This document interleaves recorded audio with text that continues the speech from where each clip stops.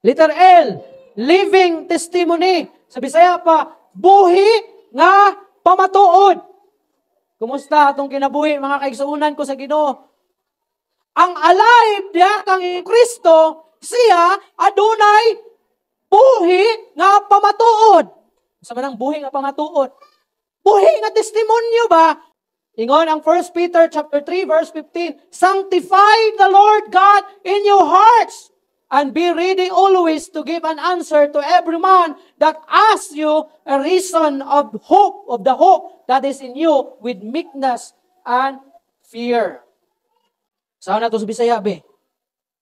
1 Peter chapter 3 verse 15, ingon ang versikulo 15. Apan sa sulod sa inyong mga kasing-kasing, gahinan ninyo si Kristo, ingon nga Ginoo, andam kamo kanunay sa pagtubag kang bisan kinsa nga mangutana sa hinungdan sa paglaom nga naa kaninyo. Ang buhi diha kang Kristo aduna say buhi nga paglaom. Manang importante ang atong buhi nga testimony, kaya ang atong buhi nga testimony magpamatuod nga buhi si Kristo. Dagan mga nangalagad sa Ginoo murag patay.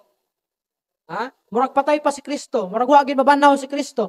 Kay daot ang pamatuod, patay nga pamatuod, walay buhi nga pamatuod. Unsa ang pamatuod nga naa saya? Patay, nga wa nagpaila nga si Kristo buhi diha sa iyang kinabuhi. That's why agiton gid mo nako na kinahanglan i-sanctify, mag-sanctify kita diha sa Ginoo, i-sanctify nato atong heart diha sa Ginoo para makita diri sa atong kinabuhi ang buhi nga pamatuod nga diin mao kini ang maghatag og paglaom ngadto sa uban.